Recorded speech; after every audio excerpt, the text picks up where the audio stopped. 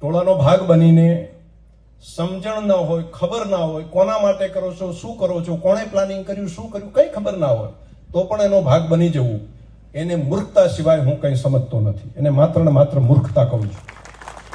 બાકી સુરવીરતા સિંહ જેવી હોય કે નિર્ણય કરે, એની મક્કમતા હોય અને ઘણી વખત એને સંઘર્ષ કર્યા સિવાય જ એનું પરિણામ લાવી શકે.